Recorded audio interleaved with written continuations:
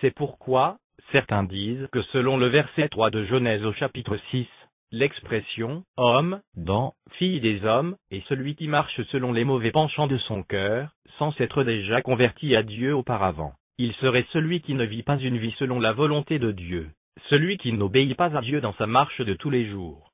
Selon cette première opinion, dans Genèse chapitre 6 verset 4, l'expression « les fils de Dieu » aurait un sens, faisant penser à l'expression « fils d'Abraham », ceux qui ont la foi d'Abraham. Selon l'apôtre Paul, aujourd'hui, ceux qui croient en Dieu par Jésus-Christ sont des fils d'Abraham, puisqu'ils sont ceux qui marchent sur les traces de la foi d'Abraham. Romains chapitre 4, verset 12. Épître de Paul aux Romains, chapitre 9, versets 6 à 8. Ce n'est point à dire que la parole de Dieu soit restée sans effet. Car tous ceux qui descendent d'Israël ne sont pas Israël, et, pour être la postérité d'Abraham, ils ne sont pas tous ses enfants. Mais il est dit, en Isaac sera nommé pour toi une postérité, c'est-à-dire que ce ne sont pas les enfants de la chair qui sont enfants de Dieu, mais que ce sont les enfants de la promesse, qui sont regardés comme la postérité. Épître de Paul aux Galates, chapitre 3, versets 7, 26 et 29. Reconnaissez donc que ce sont ceux qui ont la foi qui sont fils d'Abraham, etc. Car vous êtes tous fils de Dieu par la foi en Jésus-Christ, etc. Et si vous êtes à Christ, vous êtes donc la postérité d'Abraham, héritier selon la promesse. Bien que ces versets s'appliquent aux croyants en Jésus-Christ, certains donnent à peu près cette idée concernant les fils de Dieu dans Genèse chapitre 6. Ceux qui auraient été de la foi d'Abel, en Genèse, auraient été justifiés de la même manière qu'Abel. Et, comme Abel, ils seraient devenus des fils de Dieu, en étant justifiés comme Abel l'a été par sa foi lorsqu'il est devenu ainsi un fils de Dieu. Épître aux Hébreux, chapitre 11, verset 4. C'est par la foi qu'Abel offrit à Dieu un sacrifice plus excellent que celui de Caïn. C'est par elle qu'il fut déclaré juste, Dieu approuvant ses offrandes. Et c'est par elle qu'il parlait encore, quoique mort. Ainsi ceux qui seraient justifiés à la façon d'Abel deviendraient des fils de Dieu. Leur but, en se convertissant, étant de devenir, selon que Dieu veut qu'ils soient dans leur comportement de tous les jours, c'est-à-dire ne pas vivre dans le péché. Selon l'apôtre Paul, aujourd'hui, ceux qui se sont convertis à Dieu par Jésus-Christ sont devenus du même coup des fils de Dieu. Donc, selon cette première opinion, selon cette façon de voir les choses, les fils de Dieu seraient les humains qui se sont un jour convertis à Dieu pour ne pas vivre dans le péché. Et l'expression « les hommes » dans Genèse chapitre 6 verset 4 seraient les humains qui ne se sont jamais convertis à Dieu et qui ne vivent pas en obéissance à Dieu. Ainsi, les croyants de l'époque de Noé, les fils de Dieu, se seraient éloignés de la volonté de Dieu, pour se laisser entraîner à convoiter les belles femmes parmi les hommes qui ne croyaient pas en Dieu. De cette façon, ces fils de Dieu auraient déplu à Dieu, et ce serait pourquoi Dieu a dit dans Genèse chapitre 6 verset 3, que son esprit ne contestera pas à toujours avec l'homme. Il est écrit que les mauvaises compagnies corrompent les bonnes habitudes. Et les fils de Dieu se seraient ainsi détournés de Dieu dans leur comportement de tous les jours pour vivre dans le péché en étant influencés par leurs femmes non converties. Première épître de Paul aux Corinthiens, chapitre 15, verset 33. Ne vous y trompez pas, les mauvaises compagnies corrompent les bonnes mœurs. Dans cette époque, il y aurait probablement eu une infirmité génétique à cause du péché et les géants en auraient été un résultat. Évangile selon Jean, chapitre 5, verset 14. Depuis, Jésus le trouva dans le temple, et lui dit, « Voici, tu as été guéri, ne pêche plus, de peur qu'il ne t'arrive quelque chose de pire. » Cette altération génétique aurait aussi été transmise au moins au travers de l'une des 3 descendances de Noé. Même si la semence vient de l'homme, l'enfant peut hériter de certains traits physiques de sa mère. D'où l'explication des géants dans le pays de Canaan après le déluge, qui auraient hérité de la taille de leur ancêtre, la femme de Cam. Voici le deuxième point de vue.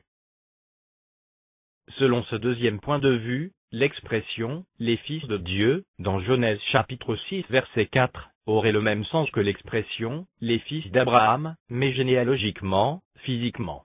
Tous ceux qui sont de la descendance d'Abraham sont des fils d'Abraham au sens littéral. Évangile selon Matthieu, chapitre 1, verset 1. Généalogie de Jésus-Christ. fils de David, fils d'Abraham. Donc, bien que David n'était pas le fils direct d'Abraham, parce que 14 générations les séparaient, il était de la même descendance qu'Abraham, il était le fils d'Abraham dans le sens qu'Abraham était son ancêtre. Évangile selon Matthieu, chapitre 1, verset 17. Il y a donc en tout 14 générations depuis Abraham jusqu'à David, 14 générations depuis David jusqu'à la déportation à Babylone, et 14 générations depuis la déportation à Babylone jusqu'au Christ. Donc, dans ce sens, on dit la même chose pour celui qui est le père d'Adam. Le père d'Adam, on sait que c'est Dieu, puisque c'est Dieu qui l'a créé. Donc, Dieu est le père d'Adam dans ce sens. Ainsi, si Dieu est le père d'Adam, alors on peut dire que logiquement, Adam est le fils de Dieu dans ce même sens. Évangile selon Luc, chapitre 3, verset 38. Fils d'Énos, fils de Seth, fils d'Adam, fils de Dieu.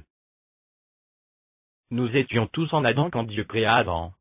Cependant, parce qu'Adam a péché, la Bible dit qu'en Adam tous meurent, car le salaire du péché c'est la mort, et par conséquent tous sont privés de la gloire de Dieu.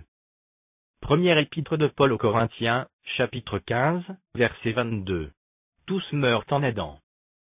Épître de Paul aux Romains, chapitre 5, verset 18, chapitre 6, verset 23, et chapitre 3, verset 23. Par une seule offense, celle d'Adam. La condamnation a atteint tous les hommes, etc. Car le salaire du péché, c'est la mort, etc. Car tous ont péché et sont privés de la gloire de Dieu. Lorsqu'Adam a péché, avant que son premier enfant ne vienne au monde, Adam a été séparé de Dieu, et au même moment, nous avons été séparés de Dieu nous aussi, car nous étions en Adam à ce moment-là. En Adam, tous meurent. La descendance d'Adam a pris part au péché d'Adam, de la même façon que Lévi a pris part à la dîme que son ancêtre Abraham a payée à Melchizedek. Épître aux Hébreux, chapitre 7, versets 9 et 10. De plus, Lévi, qui perçoit la dîme, l'a payée, pour ainsi dire, par Abraham. Car il était encore dans les reins de son père, lorsque Melchizedek alla au-devant d'Abraham. Donc, si Adam est appelé fils de Dieu parce que Dieu l'a créé, alors ceux qui sont la descendance d'Adam sont des fils de Dieu également, puisqu'en créant Adam, Dieu les a créés du même coup en Adam. Or, si tous ceux qui sont physiquement de la descendance d'Abraham sont des fils d'Abraham, alors tous ceux qui sont de la descendance d'Adam sont fils d'Adam, et par conséquent, tous ceux qui sont de la descendance que Dieu a créée en créant Adam, sont fils de Dieu en ce sens qu'ils faisaient potentiellement partie d'Adam, car Dieu les a créés en Adam. L'apôtre Paul parle des humains de son époque, donc ceux étant après le déluge d'eau, comme étant de la race de Dieu. Cette race vient d'Adam, et Adam vient de Dieu, donc cette race vient de Dieu. Livre de la Genèse, chapitre 1, verset 27, et chapitre 3, versets 9 et 10.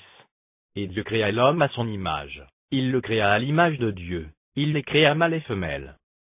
Épître de Jacques, chapitre 3, versets 9 et 10. Par elle, la langue, nous bénissons le Seigneur notre Père, et par elle, la langue, nous maudissons les hommes faits à l'image de Dieu. De la même bouche sortent la bénédiction et la malédiction. Il ne faut pas, mes frères, qu'il en soit ainsi. Actes des Apôtres, chapitre 17, verset 29. Ainsi donc, étant la race, ici le mot grec est génos, de Dieu, nous ne devons pas croire que la divinité soit semblable à de l'or, à de l'argent, ou à de la pierre, sculptée par l'art et l'industrie de l'homme. Dans ce verset 29, le mot grec traduit ici par race est le mot génos qui est 21 fois dans le Nouveau Testament, lequel, dans la version Louis II, est aussi traduit par postérité, famille, etc. Par exemple, Actes des Apôtres, chapitre 7, verset 13.